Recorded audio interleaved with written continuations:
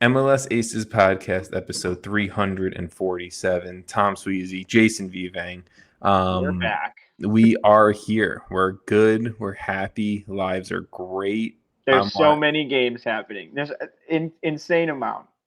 There's a lot going on, and as we're talking, I'm watching USL League One on the CBS Sports Golazo network. So shout out them, But it's there's a lot going on. Hey, I can't complain. I love when there's too many games.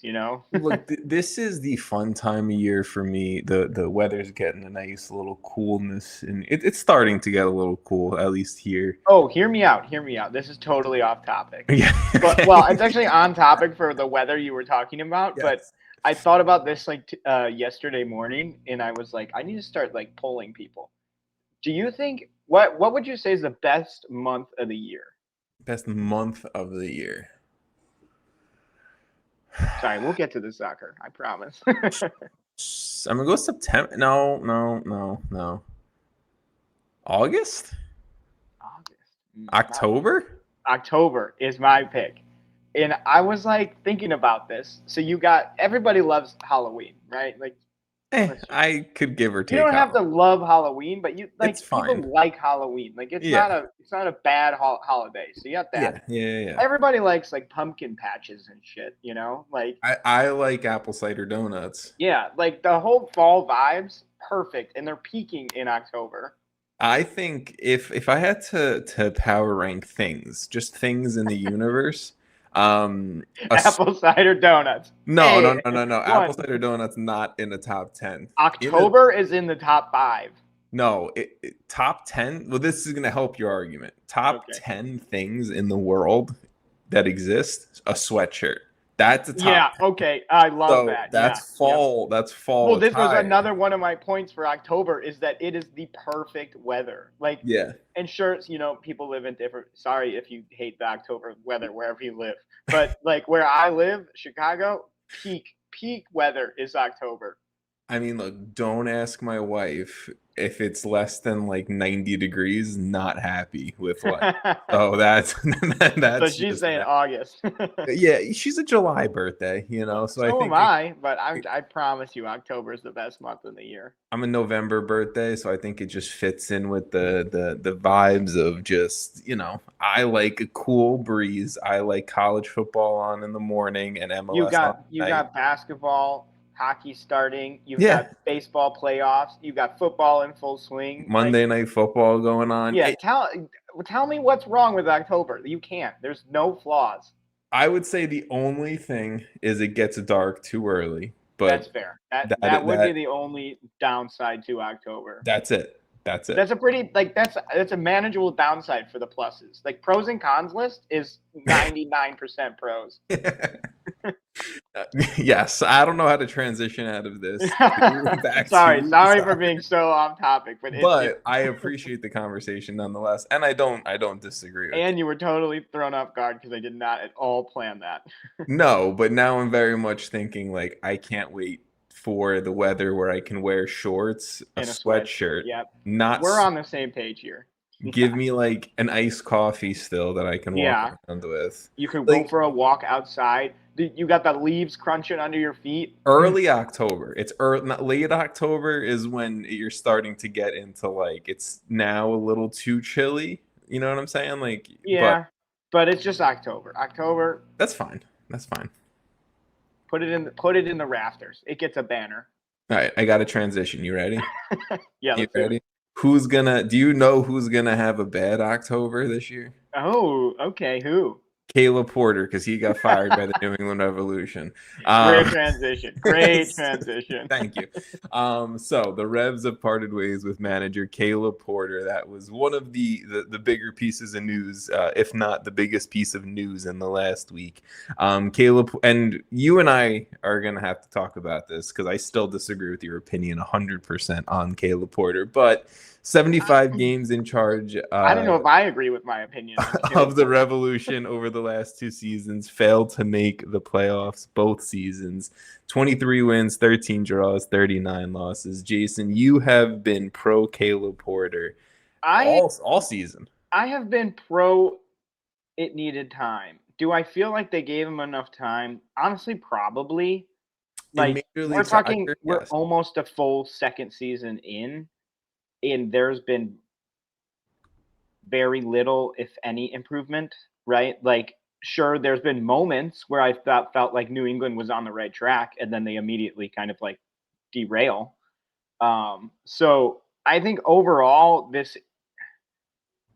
I don't know. I was heavily on the Revs train, and I thought they were going to be a much better team. They probably thought they were going to be a better team, in which case this all makes very, very, very valid sense to fire Caleb Porter. Thought they were going to be a better team, yeah. Also, I think there's a lot of Caleb Porter we don't get to see that is probably pretty negative based on comments and info I've gathered in the last week.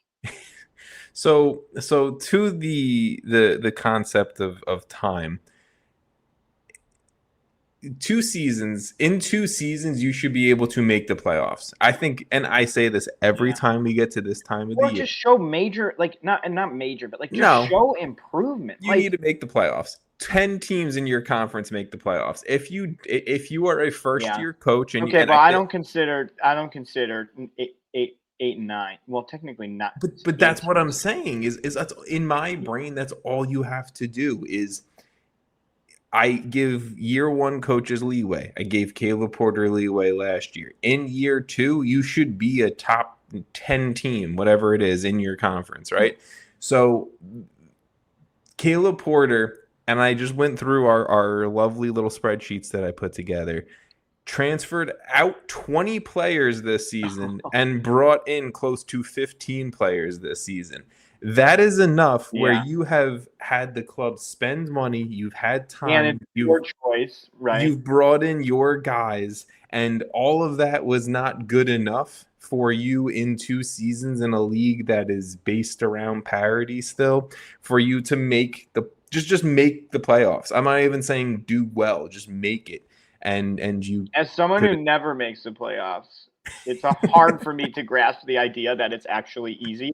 Because I do agree, like in a league where this many teams get to make the playoffs, it's kind of ridiculous if you miss it for more than 2 years in a row. Yeah. Except we see it all the time, like literally all the time, of teams missing the playoffs multiple years in a row. And look, that's why I'll give you a season. I can understand maybe it takes shitty things happen in a season, bad luck happens in a season. I'll give you year 1. But in year 2, you better at least at a minimum be in the play-in game type of field there for the postseason type of action. So, I mean, we can look at some of the managers that have already been, or some of the clubs that have already been eliminated this year. DC, right? They already brought in their new manager. Montreal doesn't have a manager right now. Atlanta, Ronnie Dyla. That's year 1. I'll give it to you. Next year, you better make it. Toronto, that team's too talented to be where they are, though. I mean, I think Atlanta's been a lot of a dumpster fire. But sure, if I'm going based off my own rule, I have to give Ronnie Dyla, Robin Fraser, these guys year 1. I don't know though. I don't think all of these are like. It's not like a overarching rule that like, okay, you give them year 1, because rules are meant to be broken. Situation you walk into is very different. For sure. I mean, look, you have clubs that'll spend money, Atlanta. You have clubs that won't spend money, DC. That's why I think we never really held it against Troy Lesesne or Laurent Courtois when they got fired this year that like it was really all their fault. I don't think so. I think Caleb Porter, not that it was all his fault, but I think he deserves a large part of the chunk of blame, for lack of better words there. But yeah, I don't know. I'm very much okay with the firing. He's been like, in the media talking about trying to like salvage a job pretty much for the last week, 2 weeks, and it came down. Now there's reports that either their CSO Kurt Anolfo could be on the hook, and that New England's already been in contact with Jim Curtin. I would assume if you're talking with Jim Curtin, he's kind of getting the Greg Berhalter treatment of CSO head coach type thing. But we will see, I guess, what happens up in New England. And I got very choppy frame rate all of a sudden. So it sounds good. That's all that matters is as that I sound good. But yeah, I don't know. Any thoughts on New England at this point? Obviously, they've kicked the can. They're not eliminated from the playoffs yet, so they've kicked the can on the season. They're very close to being eliminated, probably. But I don't know. I feel I'm pretty disappointed, especially with my own personal expectations for what I think they could have done and the players that they had. I think there was a lot more there. There's a lot more talent for them to be in the position that they're in. So, yeah, I would say overall, pretty disappointing from my perspective, especially because I actually had high expectations. Yeah, I mean, we both did. And at this point, I don't know what the fuck happened to my camera. I know, now you're just frozen. I didn't even know you were back, honestly. I'm here. Trust me, I am here. We'll try to work on the camera situation as we talk. But yeah, we both had New England. I had them like third or something, I want to say. No, so you actually had them in 10th. I had them in 11th. Oh. I thought we had them higher. So I really did think we had them higher. Maybe we, retrospectively had. I mean, they may finish in 10th. They probably won't, but they could. No, they. I mean, based on numbers, they could finish in 10th. I had them in 11th. They realistically could finish in 11th. I'm here for that. All right. It is also going to be a bad October, Jason, for DC United Chief Soccer Officer Ali. Is it ever a good October for anyone in DC United? maybe the city of DC too. I don't know. But, I have no idea. Ali Mackay is out as CSO. He has been CSO at DC for the last 2 seasons when he came over from Nashville SC. He was obviously in the front office, a leader that brought in Troy St as manager ahead of the 2024 season. Last year, finished 10th in the East, 1 spot out of a playing game, didn't qualify for the playoffs. Obviously didn't play in Open Cup, finished in the round of 32 in Leagues Cup. This year, currently 14th in the East, obviously not going to be making the playoffs. Lost in the quarterfinals of the Open Cup, which is, I guess, maybe the most success they've had in a while, and didn't play in Leagues Cup. When we talk about DC, again, I kind of hinted at it before. You're talking about tough ownership group, tight budgets, and everything there to work with, and even their managerial hiring for next year doesn't really make the most sense to me when I've thought about it a little bit more. But another I don't know, leader kind of just getting cut around DC United. I feel like DC is in a different conversation than how I felt about New England. What happened? Oh, that was me. This is me trying to fix my camera. I thought I did that, and I was like, "What just happened?" I feel like DC is a little bit in a different situation. I'm back. What's up? Oh wow, new background. I lost my background, but we're back, so that's all that matters. Anyway, well, man, my thoughts are just sorry. I don't know. Like you said, DC really weird place. Like at this point, why would you take the job there? Like it's a pretty difficult place to be super excited about a new hire. I personally think the only reason why you take a managerial job or a CSO job or whatever with DC United is just ultimately, right, like there's not that many of these jobs that exist in and you the world. You can't like fail too much at that. The expectations are so low.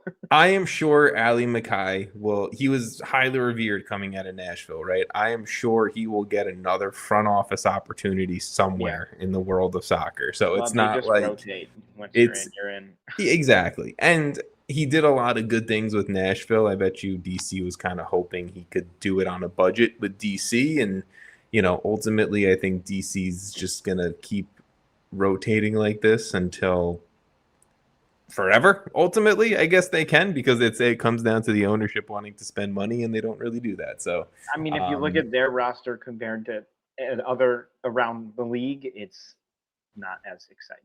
Yeah, I mean, look, I will give DC the credit that they will go into the USL market. I like it. Yeah. Is it cheaper? 100%. You know, have they only really spent money on Christian Benteke and then like oddly Caden Clark this year? Like that was a weird one, but you know, whatever. Sure. You know, it's just there never really seems like a cohesive plan. So unfortunately, outside of what Wayne Rooney and Lucho Acosta, like half a decade or more than half a decade ago at this point, like DC hasn't really been relative in a while, but that is DC United there. All right, Jason, let's not quickly, because I want to talk about some real stuff. Let's talk US Open Cup. So, full transparency for everyone listening, we are recording on the 17th before the Minnesota United Austin FC game. So we will not be able to specifically talk about that game, even though I will just state from the jump, I'm all on Minnesota. I predict them to win it. We both picked Minnesota. So, I mean, yeah, that's just how I feel. And I think Minnesota is the better team of these two teams. They are at home. I think Minnesota should get the job done. Obviously, it's, you know, the Open Cup. It's MLS teams. We've seen crazier shit. But let's talk about Nashville SC, Philadelphia Union. Nashville winning their semifinal game 3-1 over Philly. Sam Surridge hat trick. I mean, it was a special night in Nashville, Tennessee, and Sam Surridge came up clutch. Yeah, I mean, like from the very beginning, Nashville came to play. I think we texted a little bit about it. Philly has not looked like early season Philly in a little bit here, which is definitely somewhat concerning. Even late season Philly. I mean, like, it's been a bad last 3 games for sure. Yeah. Well, which is bad. Like, you want to be peaking kind of into this time, and it seems like they might be doing the opposite. They're slipping in the Supporters Shield race now. I mean, they're still leading it. So as much as you can say they're not playing that well, they're still they're allowing everyone else to catch up, is I think right. the better way. Yeah. Better way to put it. But yeah, I mean, full credit to Nashville. They did what they had to do. Sam Surridge was incredible in this game. I mean, that third goal he had was just absurd. Yeah. But yeah, I think we both. I don't actually remember. I think did I pick Nashville or did you? I don't remember what from last episode. I don't either, to be perfectly honest with you. But I think like for me, this game was going to be a competitive game. I think it was almost less competitive than I thought it would be because Nashville really kind of had their foot on the gas the whole game. But overall, a good semifinal. I think if Minnesota goes on to win, this will be an incredible Open Cup. So yeah, I mean, look, so now Nashville have beaten Philly 3 times this season, which is wild, right? Like that's a little bit of a clear sign of like Nashville like beating, you know, good teams, right? And I'm gonna say Nashville for a large chunk, if not a majority of this game, like clearly we're the better team based off just a pure eye test. Philly had a little bit of a spark after Quinn Sullivan subbed on, and I think he brought some energy. Obviously, he brought the goal for them off the bench, but you know, Nashville kind of, I think, answered back as well with Sam Surridge's third goal. So I mean, it's weird. Like Philly's coming off of a really rough 2 games right now, like a 7-0 loss, and now a Open Cup loss. So. Yeah, I mean, look, even the win versus Cincinnati, whatever it is, 2 MLS match days ago now, like it was a good first half and a shitty second half. Like that, like if we're gonna call it what it is, Philly need to, I don't know. To me, it's like, okay, you lost your opportunity at a Champions Cup spot through Open Cup and a trophy and all of that. Now you really have to go out, lock it down, and go win the Shield. You know, like go do something to raise a trophy. You still have all the momentum. You still have all the power and the capability to do it. Now you just got to go beat the teams that you should be beating in MLS play. So yeah, it is a rough for Philly. Nashville, I think, proving that they should be talked about in terms of these top tier teams in the East. Not that we haven't put them there, but I think, it's another statement game for them to prove it. And yeah, I'm excited to see Nashville travel to either Minnesota or Austin. I do hope it's Minnesota, Nashville. I think that'll be a sick game, a first Open Cup title for any of the three teams left in the competition now. Nashville, honestly, like, obviously it feels like they're playing really well, but I was just looking at the form chart, in their last 6 games in MLS have been really bad. Yeah, they've struggled. They've struggled a little bit. This was a big win, I think, honestly, to kind of get them on track overall. Yeah, back on. And I mean, look, I said this to you last night, and I think this is a big piece to me, especially this time of year, and it helps in a cup competition, right? You need your stars to step up and win you games. That's why you're the DP. That's why you're the big TAM level signing. That's why these are the moments you need to show out and have your best games. It doesn't matter if you scored a hat trick against DC United in week 14 of MLS action. Like, you need to do it in a semifinal, in a final, leading into a supporter shield clinching game, whatever it may be. Sam Surridge stepped up in a semifinal and did everything absolutely possible to get his team over another top team in the East and into another final for them. Let's hope for Nashville's sake. If you're a Nashville fan, this doesn't go how that League's Cup final went a few years ago, but they impressed me heavily last night. I don't know. I got to give them just a ton of credit. I mean, BJ Callahan as well. Just to get them to where they are, the competitiveness, to get the most out of Surridge is someone who I think we've both talked about in the past as like, what is there? What is there? Yeah. And he's totally thriving right now. So that's credit to BJ Callahan as well. I mean, for sure, right? Like, Sam Surridge didn't really score year one with Gary Smith. Last year, he did put up 15 goals in all comps, but, BJ Callahan kind of coming in the second half of the year for the most part. And now this year, he's up to 26 goals in all competitions, leading the MLS Golden Boot race. Yes, it's by 1, but we will see if he can hang on past Lionel Messi. And, I'm excited for this final. Task. I mean, if he does it, then kudos to him. He can say. You could be first of not named Messi. Yeah, that as well. So yes, congratulations to Nashville. They are on to the Open Cup final, and we will see who takes it between Minnesota and Austin. Anything else in regards to the Open Cup that you want to touch on, Jason? No. Well, I'm gonna. Maybe not. This isn't about the Open Cup, but I just thought let's probably quickly mention, because we've kind of already touched on it, some of the past weekend games.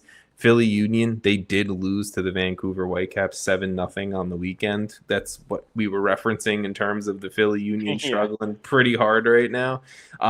Yes, it was a rotated roster. Yes, Alejandro Bedoya was playing right back. Yes, it was 7-0 is still 7-0. I don't care who you're playing. That's so bad. It's still an MLS team. A rotated roster traveling across the country. Yeah, but don't get them out of this. Don't give them too much. Look, if they got shut out like 2-0, I would have been like, it is what it is. Yeah, that's fine. That's different. 7 is. Why'd you even show up? Well, I just want to say happy birthday to Thomas Mueller. He had 3 goals and an assist on his birthday. First ever player. I saw this fun fact. First ever MLS player to score a hat trick on his birthday. That's a fun fact right there for you. Yeah. Emmanuel Sabi, 2 goals. Sebastian Berhalter, 2 assists. It was just, I'm not saying these are excuses, but it is. Philadelphia Union, cross country, rotated roster, guys playing out of position, and the Vancouver Whitecaps showed the early Vancouver Whitecaps of this season, the ones that made it all the way to a Champions Cup final and smacked the Union around. And with that, kept the entire supporter shield race super fucking close. Yeah, which there's a team, I was just looking, there's a team on 52, 53, 54, 55, 56, and 57 points. And then even if you want to get all the way down to Nashville at 50, Miami has 49, and they have 3 games in hand. They have 3 games in hand. Like, this result was big for the Whitecaps. It was big for the entire Supporter Shield race. And to continue the Supporter Shield conversation, let's go to San Diego, Minnesota, because 1, Minnesota in the Open Cup final, but 2, after Philly lost to Vancouver, San Diego, all they had to do was win, and they're leading the Supporter Shield, right?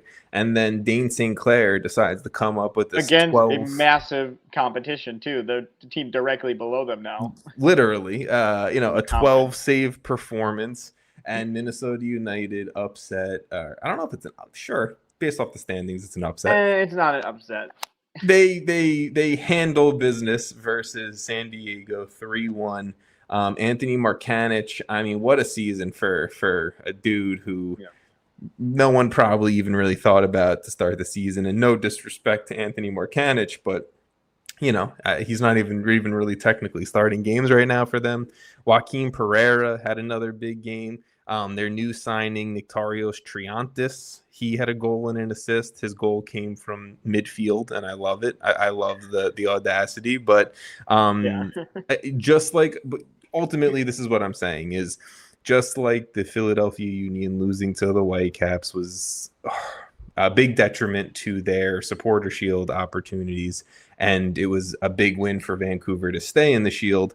Same thing here, right? Minnesota staying in the Shield race, keeping the Shield race close. San Diego couldn't get it done, and it was some fun performances in that sense.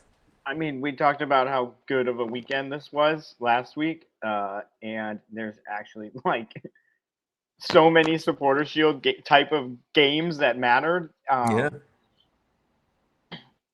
think for Minnesota, this is a massive win, not only for Supporter Shield, but for just Western Conference standings. I mean, the difference is probably they could actually win the conference. Who knows? They could win the Shield, and that's where it is at ultimately right now, and that's like the fun of like. We're getting to the point where I can compare their last 4 games. Well, what I'm saying is last year's Shield race with Miami taking the points record was just very anticlimactic at a certain point. It was Miami, they broke the record. Woohoo. They kind of stumbled their way into breaking the record too. But this year you have 7 teams over 50 points. And then, I'm going to slot Miami into the conversation too, since Columbus. They're only at 27 games with 49 points. Columbus is for sure hitting 50 points. I'm not even saying just 50 points, but I'm saying teams that are realistically could win the Supporter Shield. I think you're at 8 at this stage of the season. I think you're at 8 teams that could realistically win the Supporter Shield, and that's a shit ton of fun. Obviously, I haven't gone in and looked at schedules and all this shit, but we're getting to that point of the season where I think in the next week or so I will be nerding out and looking at schedules and trying to do math, predicting wins, losses, draws, all this is going to be one of those years where I think I'm just going to go, I don't know, we got to wait till the last game. Literally a team could drop 4 spots in a game practically. This is one of those years where who did I predict to win the Supporter Shield? Inter Miami. I'm just going for my predictions. That's what I want at this point. Is there's 8 teams that can do it. Who's gonna make me look smarter? Inter Miami. Oh, we both predicted Inter Miami. Yeah. So it is what it is. I gotta hope Minnesota doesn't win the U.S. Open Cup. I'm telling you, man. And I have to hope Vancouver wins the Canadian Championship. You got it. Don't worry. So let's. What is this? I see what you're trying to do. So let's dive into the Canadian Championship. We've already talked Vancouver a little bit, but Vancouver did win the second leg of their semifinal versus Forge FC 4-0. They won the aggregate 6-2, and the back-to-back. Are they 3 in a row or 2 in a row? I don't remember off the top of my head, but either which way, the multi-reigning Canadian Championship winners are going back to the Canadian Championship final to take on either Atletico Ottawa or Vancouver FC. Most likely, it's looking like it'll be Vancouver FC, but that game will be played on September 18th. So we will find out the Whitecaps. They're actually back-to-back winners. Oh, they're going for the four-peat. I like it. I like it. All right. Well, I am rooting for Vancouver, which has happened before. Toronto. Yeah, I mean, look, it's, in terms of difficulty of competition, it might be the easiest for an MLS team. No disrespect to the CPL. It's just, it is what it is. I mean, also way less teams in this tournament. Yes. And I disrespect the CPL by saying that, but you know, there's 4 teams left and only one of them are in Major League Soccer. So I guess I can't really talk too much shit.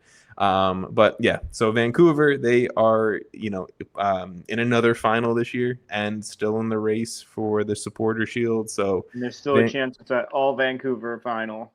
That the Vancouver Derby is what dreams are made of at this point. Okay? You know, that is what we all want to see. So just looking at the last weekend really quick, just because we're talking about them, Vancouver, they did secure their spot in the MLS Cup playoffs along with FC Cincinnati, Charlotte FC, and then Atlanta and Toronto both were officially eliminated from the playoffs. Still no one's eliminated in the West. Still the LA Galaxy still hanging on at the bottom of the Western Conference. That's crazy. I did just mention them, and we have talked about or mentioned Inter Miami's name a little bit. But match day 33, Charlotte FC, they tied the 2018 Seattle Sounders with an MLS record. This was the game to put on.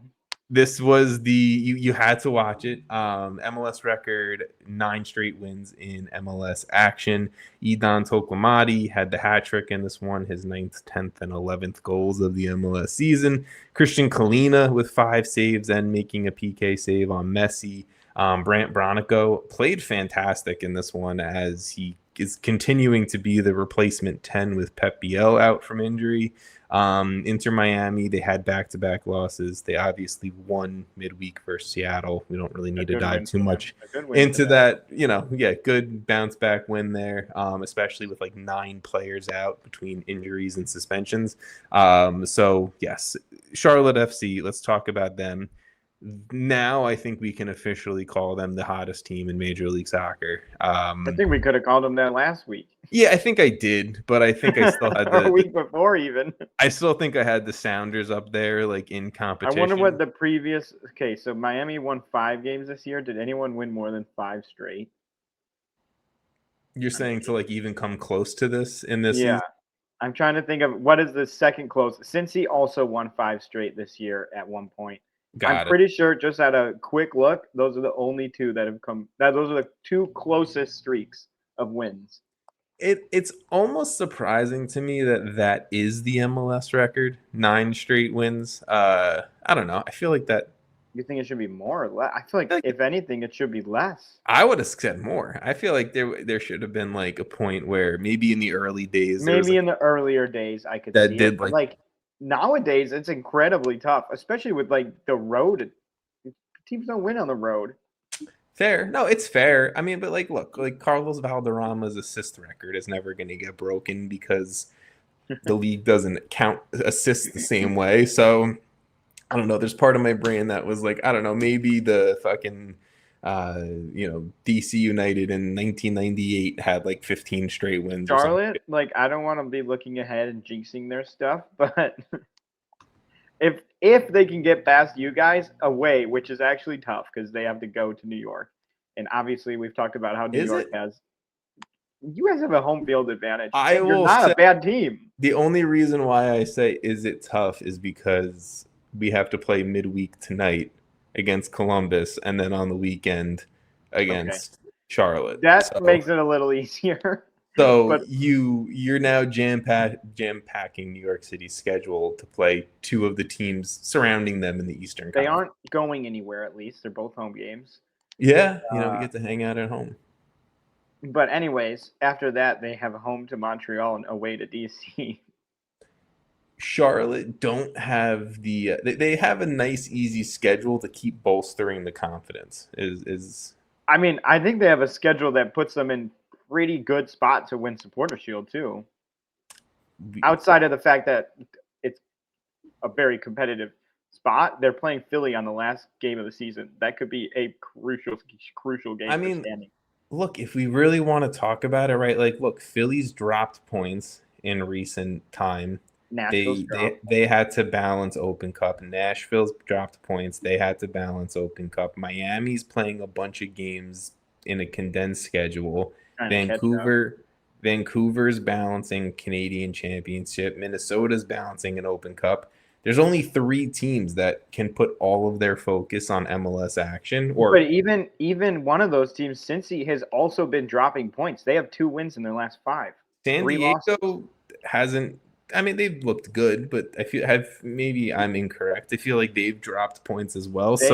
In their last, I mean, they had a 3-game win streak, and then they had a draw, a win, and a loss. So Charlotte looks like the best team of the top 8 teams that we're talking about for the Shield race. I mean, obviously, again, yes, they've won 9 games in a row. It's not, and they're still, 5 points behind or something.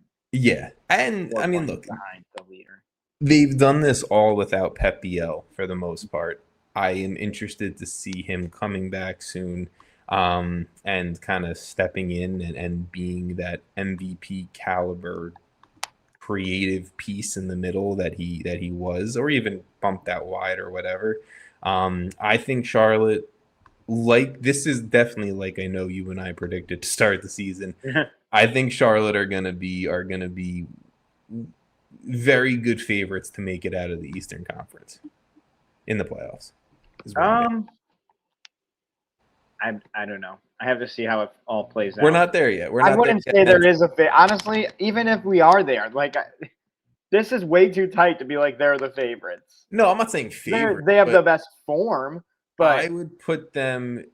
To me, I think Charlotte is more of a dangerous team than Philly right now, than Cincinnati right now. Nashville and Miami are maybe the only other 2 teams that I'd kind of put in there. I think Cincy is closer than Nashville. I disagree with that. Look at Nashville's form. It feels good. It's not good.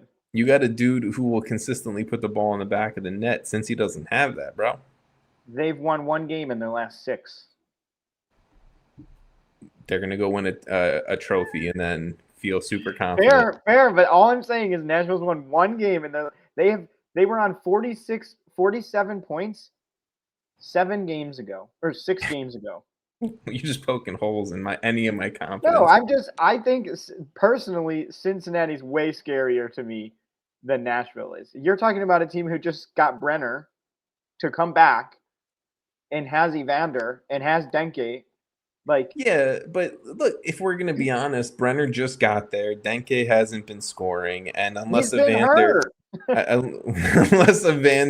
was hurt. Okay, he's been back and he hasn't been scoring. Evander, he's been half back. All right, this was the first game he played full minutes in, right? To me, it just feels like it's Evander or nothing for FC Cincinnati. I'm the one defending Cincinnati right now. This is crazy. All right, let's. So shout out Charlotte. They got the record win. Credit to Charlotte. This is crazy. I think honestly, I haven't looked at the games this weekend to pick one, but it should be on your TV because you might see something pretty cool. Yeah, I mean they do play New York City this weekend, but I did know that. You did say that. It's fine. Let's talk about the team you just said is better than the other team that lost to the team that you said.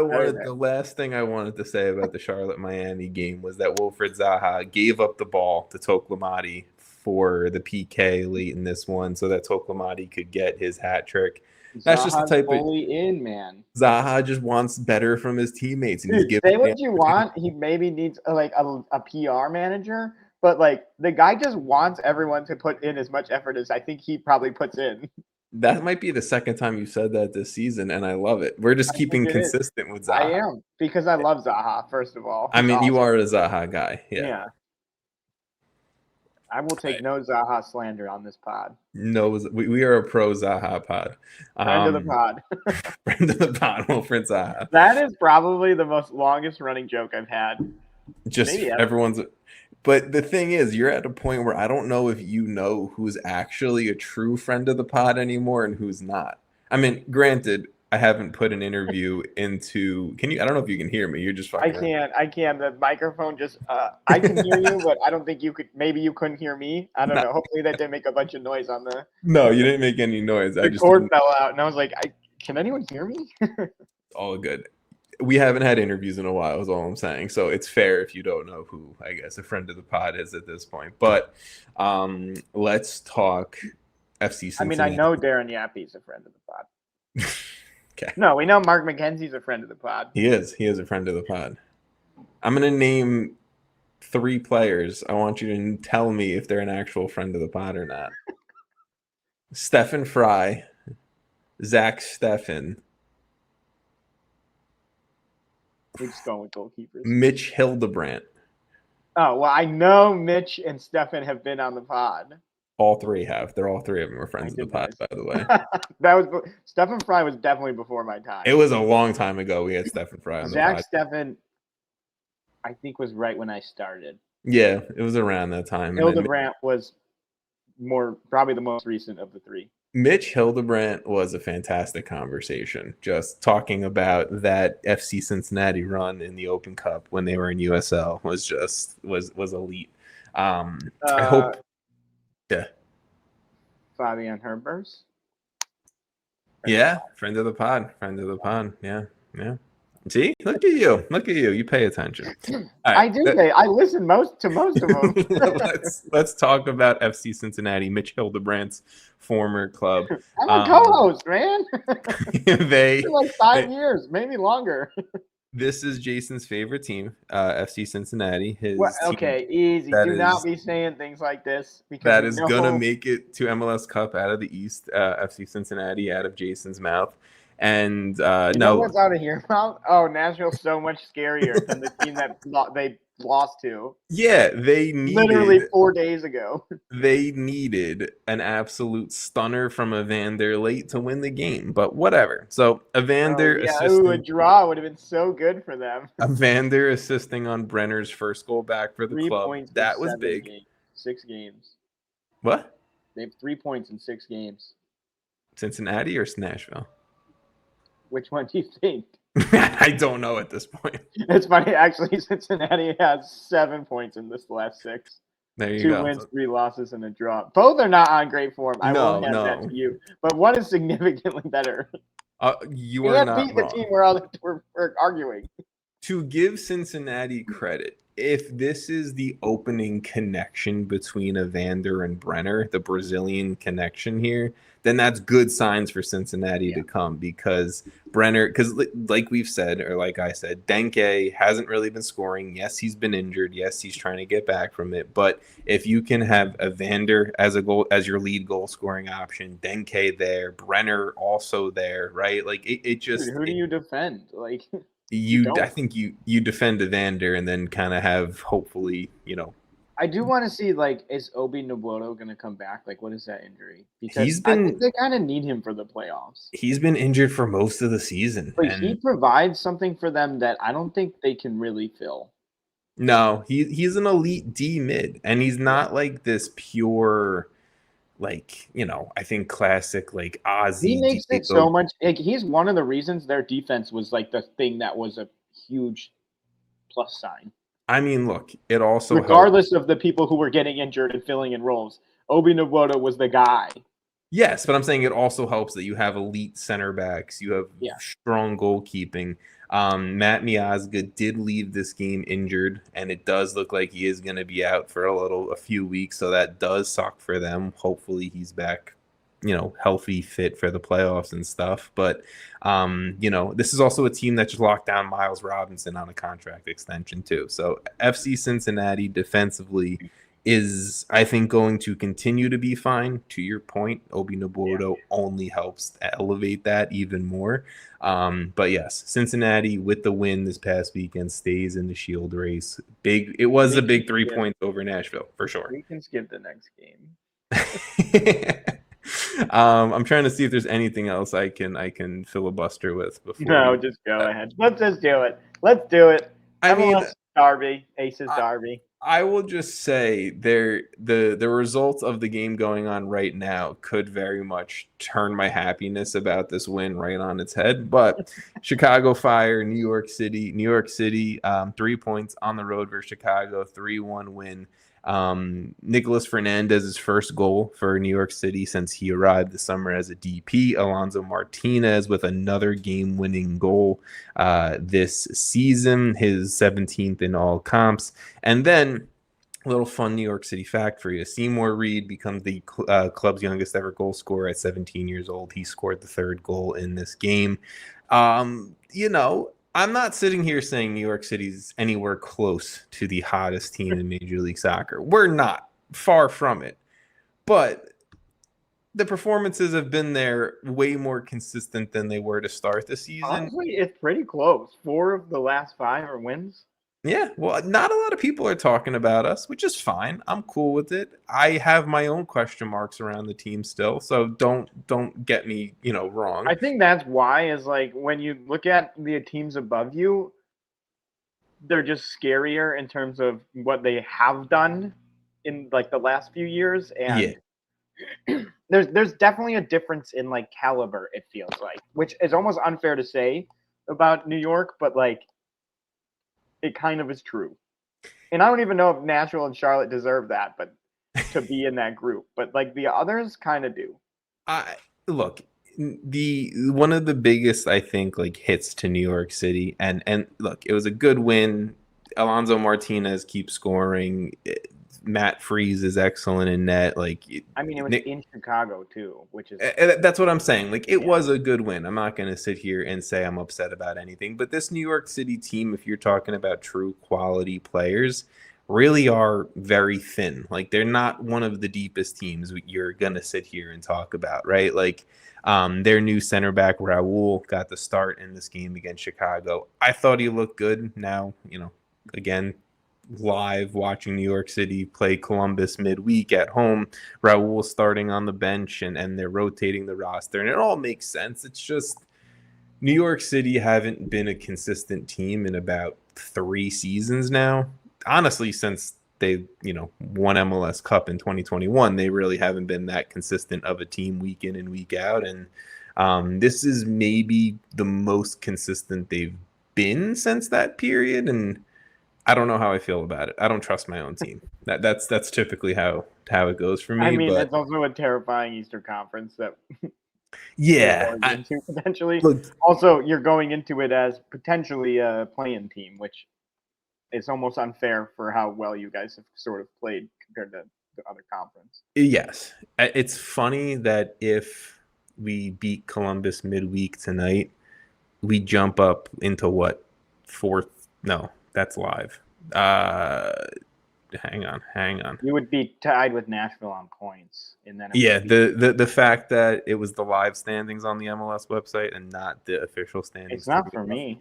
Oh wait, it is for me. Yeah, we would be tied. We would probably, in terms of goal differential, still be sitting in 5th, but that's also an insane thing to think about. But the live standings didn't give you a point for technically drawing at the moment. Yeah, they did. Oh, they did.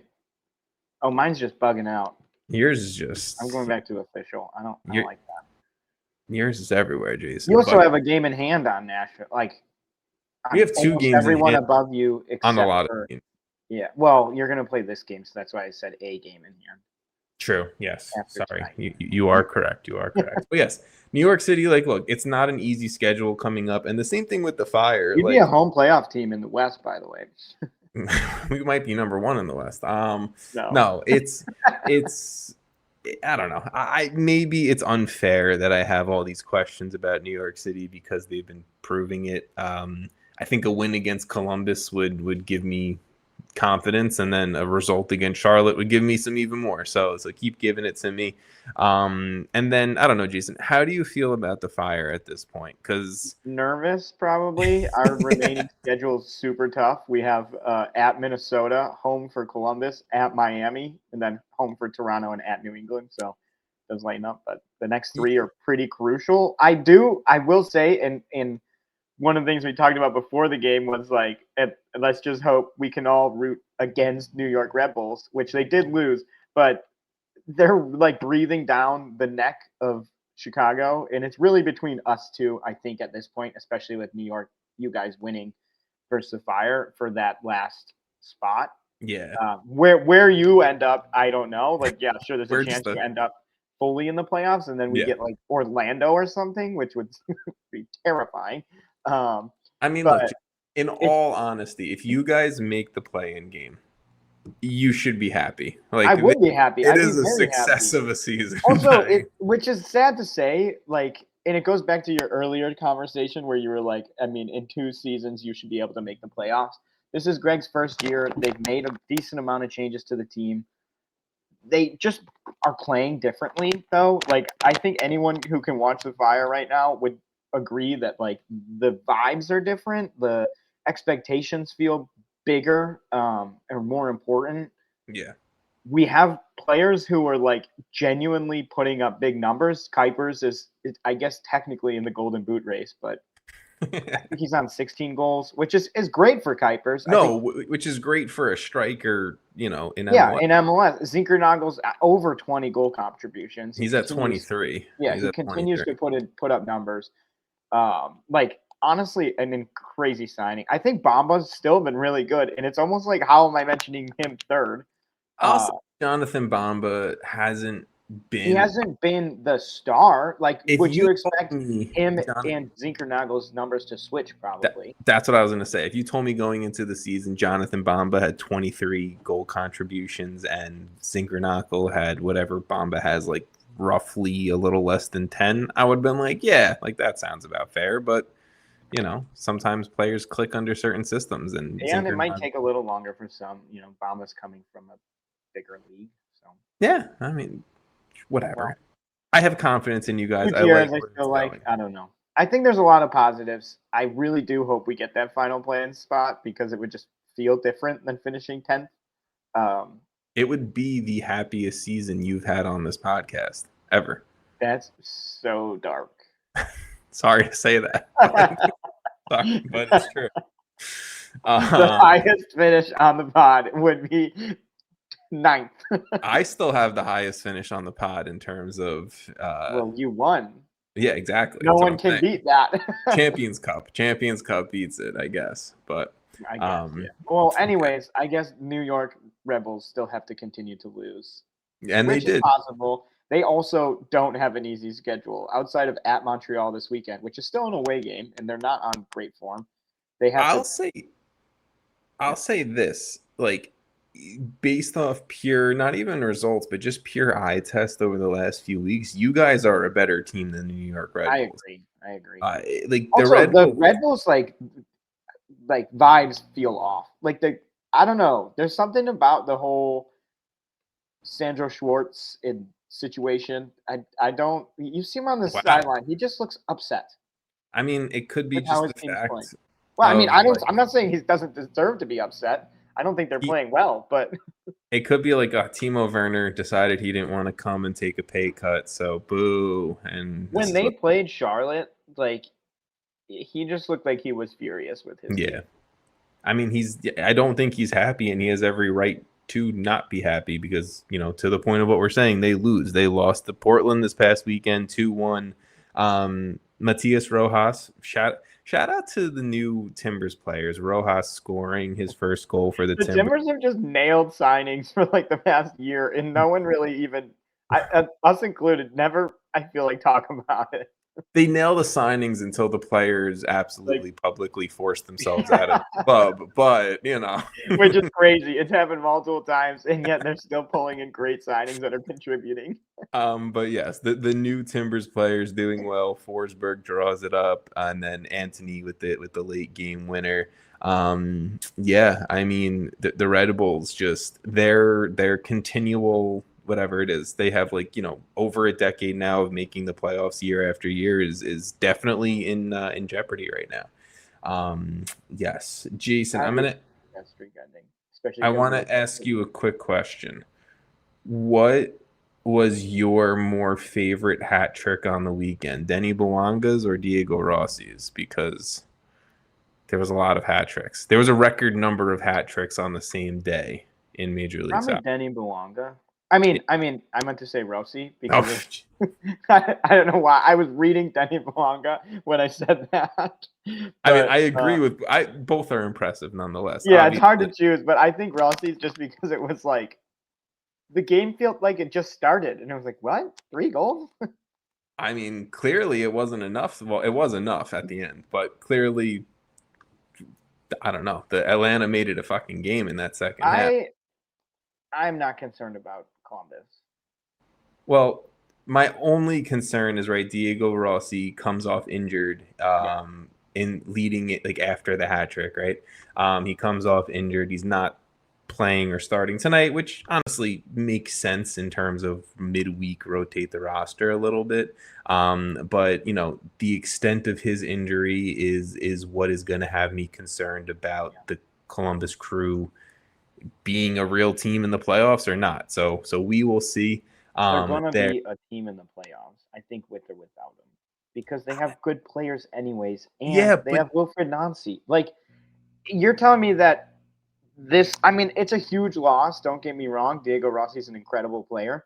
But if you're telling me that, like, we're going to go into the playoffs and we're going to have Columbus versus – they might have a real tough first-round matchup. Which I was going to say, but carefully. Even if they did lose, like, are you going to be like, oh, Charlotte beat Columbus? Like, that's not a embarrassing loss unless you get absolutely destroyed. But Wilfried Nancy coaches to the playoffs. Like, this feels sort of like a team that knows what they're playing for. And that's the MLS Cup kind of goal. And that's fair and fine. I just think my same argument kind of falls that I did for Cincinnati for Columbus here of like, ultimately to win games, ball has to go in back of net. If Diego, and it's been proven statistics wise all season long, if it's not Diego Rossi, it's really not anyone else.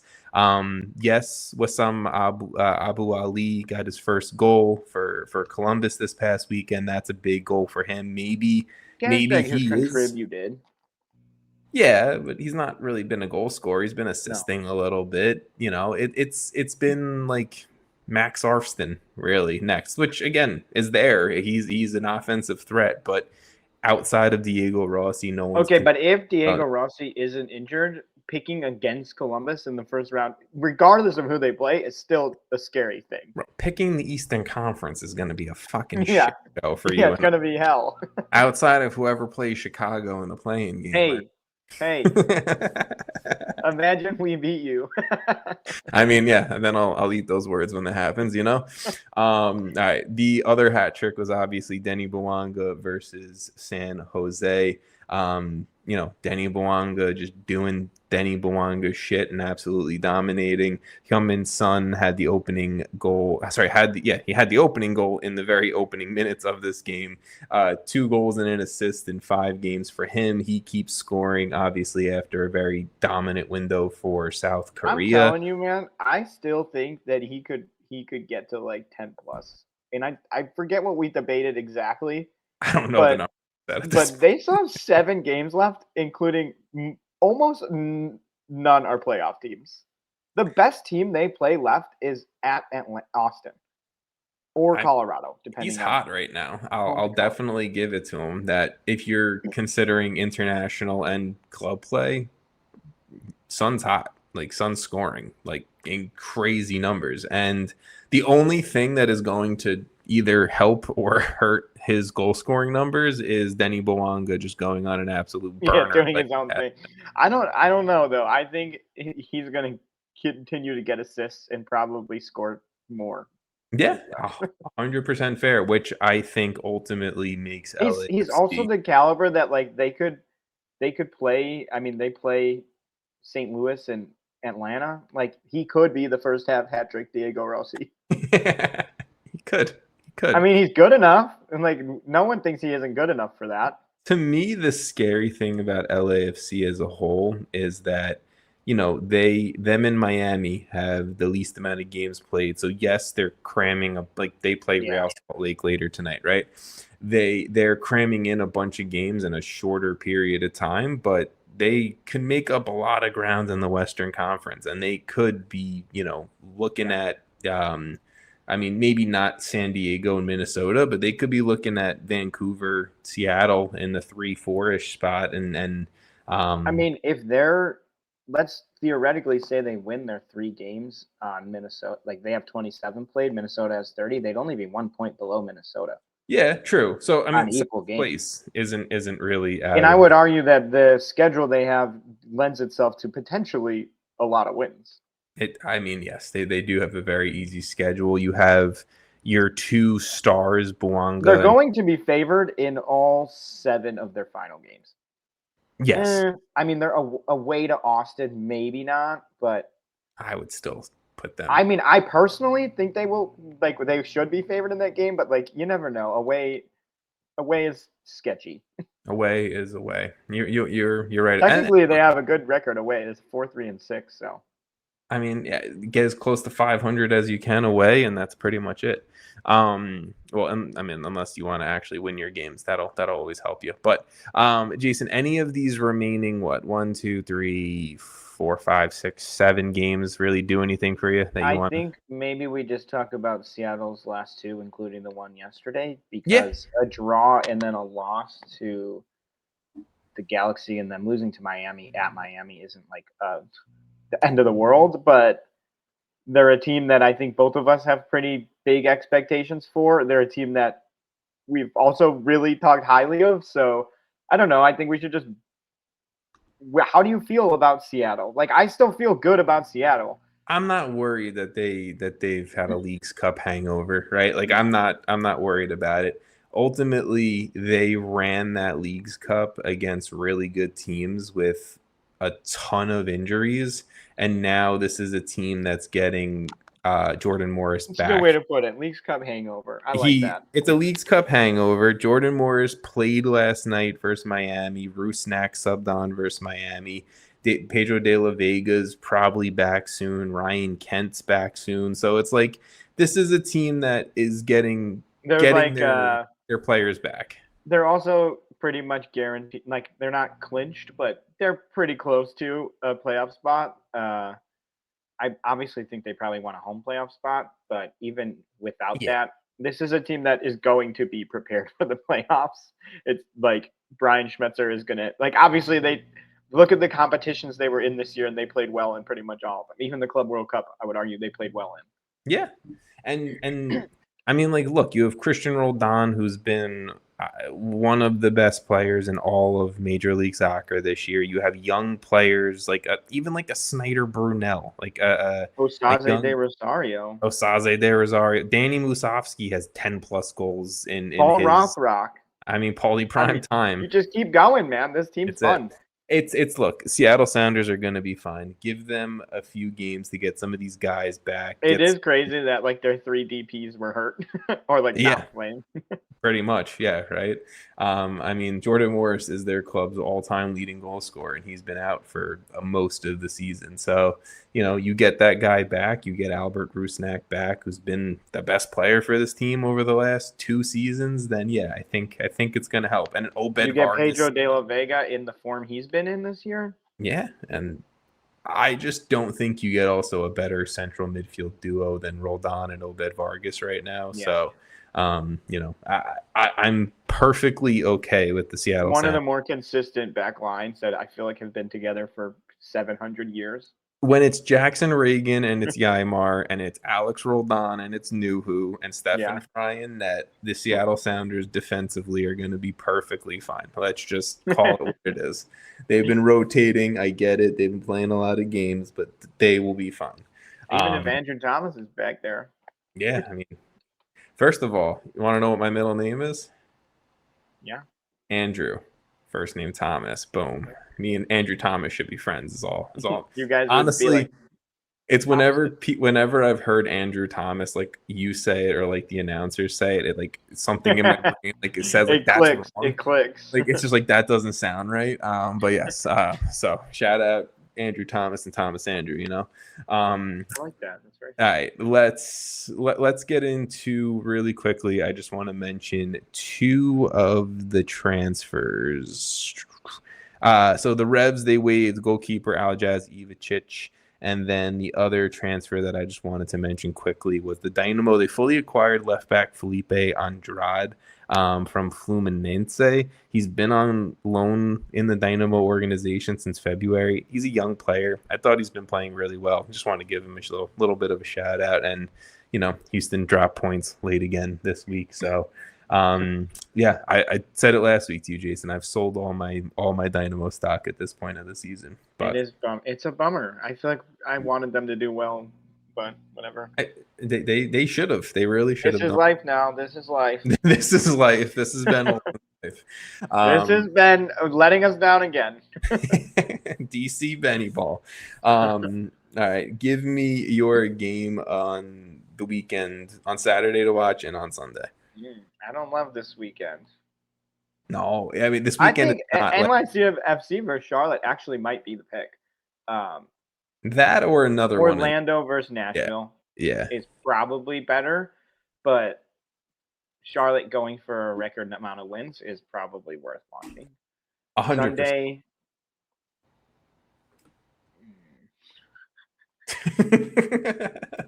Watch football. I'm just kidding. Probably Austin FC versus Seattle is my bet here. I mean, I do like the watch football bet. The only thing that I'll say about Sunday is tonight, the 17th, you get RSL hosting LAFC, and then on Sunday you get LAFC hosting RSL. So it's that fun. The games. I do like the whole back-to-back kind of thing. Yeah. Especially if one of them wins both. Yeah, give me the playoffs early. That's all it is at this point. It's just I'm ready for playoff MLS soccer. I am too. Well, I mean, we're getting to the point where most of the top teams are going to be playing essentially playoff games. Yeah, I mean, especially with how close the Supporter Shield race is. Fuck yeah, All right, is there anything else that you want to get off your chest before we get out of here? Like, you want to power rank any other seasons or months before we go? October is the best month. Honestly, if you don't think so, I would love to hear why. March worst month? Ooh, that's a good shout. Everyone's a little congested. The weather's pretty much it's bipolar. You never know what it's going to have. It's still cold, but it's not warm, right? Like it's cold. It can snow in rain. Chicago. It can rain. Yeah, and it can also be pretty hot. Yeah, and there's just pollen everywhere. Facts. I don't think there's any federal holidays. At least February, you get a bunch of federal holidays. I don't know. Are there holidays in March? January, you're coming off the holiday season. You're feeling good. January's solid. I mean, because people are pretty back to work. Yeah, I think it's March. I like March as an option. Yeah. Wait, I'm looking at March. I like how I sarcastically bring this up and we go with it. March, daylight savings time starts. Yeah, is that a positive? St. Patrick's Day is in March though, and that's a big thing out here in Chicago. They dye the river green, right? April 8th. Yeah, they do dye the river green. My anniversary is in April, so I can't say that. Also, it's Easter. Easter. Oh, we're talking about overrated. That's a good point, actually. We got to do stuff for Easter. What are you talking about? Overrated holiday. Yeah. I'm trying to think of any other months come close. June sometimes sucks. Summer's just tough. It's tough to put a summer month in. July is leaps and bounds better than June. Sure, I'm not saying that, but I'm saying it's tough to put a summer month in the bottom. That's true. But if you're ranking summer months, it's probably July, August, June. Fair. Yeah. Is September a summer month? Or is that half and half. But people are I don't know. Is September fun? All right. Well, school's back. It is September. So. Yeah. And we're having fun. Ooh, November is a solid month.